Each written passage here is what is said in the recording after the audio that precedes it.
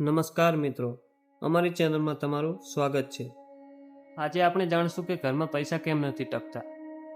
ઘણા લોકો ફરિયાદ કરે છે કે ઘરમાં પૈસા તો આવે છે પરંતુ ટકતા નથી। કેટલું પણ કમાઈએ પણ બચત થતી નથી।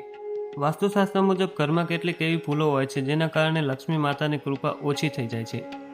આજે અમે તમને એવી 5 મોટી વાસ્તુ ભૂલો જણાવીશું જેને સુધારવાથી ઘરમાં સુખ અને સમૃદ્ધિ વધે છે। તો ચાલો જોઈએ કઈ છે એ ભૂલ।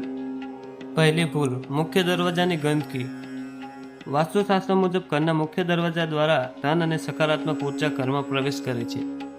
જો મુખ્ય દરવાજા પાસે ગંદકી, જૂના ચપ્પલ અથવા કચરો પડ્યો હોય તો તે નકારાત્મક ઉર્જા લાવે છે। આથી દરવાજા પાસે હંમેશા સફાઈ રાખવી જોઈએ।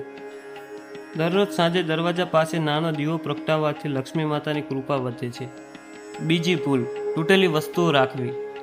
ઘણા ઘરોમાં તૂટેલી ઘડિયાળ, તૂટેલા વાસણ અથવા જૂની વસ્તુઓ વર્ષો સુધી રાખવામાં આવે છે। વાસ્તુ મુજબ આવી વસ્તુઓ નકારાત્મક ઉર્જા ઉત્પન્ન કરે છે। જો તમારા ઘરમાં પણ તૂટેલી વસ્તુઓ હોય તો તરત દૂર કરો, આથી ઘરમાં સકારાત્મકતા વધે। ત્રીજી ભૂલ, રસોડાની ખોટી દિશા। રસોડું ઘરની સૌથી મહત્વપૂર્ણ જગ્યા છે। વાસ્તુ મુજબ રસોડું દક્ષિણ કે પૂર્વ દિશામાં હોવું શ્રેષ્ઠ માનવામાં આવે છે। જો રસોડું ખોટી દિશામાં હોય તો ઘરમાં ખર્ચ વધે છે અને બચત ઓછી થાય છે।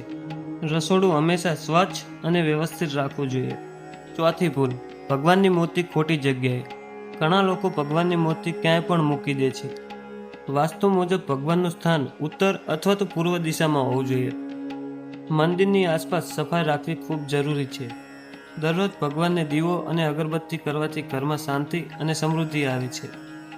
પાંચમી ભૂલ, બંધ ઘડિયાળ।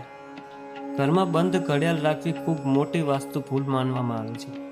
બંધ ઘડિયાળ જીવનમાં અટકેલા કામનું પ્રતીક છે।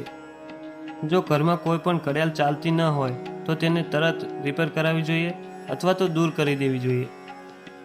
મિત્રો, આ નાના વાસ્તુ ઉપાયો જો તમે જીવનમાં અપનાવશો તો ઘરમાં સુખ, શાંતિ અને સમૃદ્ધિ વધશે। જો તમને આ માહિતી ઉપયોગી લાગી હોય તો વિડીયોને લાઈક, શેર જરૂરથી કરજો અને ચેનલને સબસ્ક્રાઈબ કરવાનું ભૂલતા નહીં। જય માતાજી।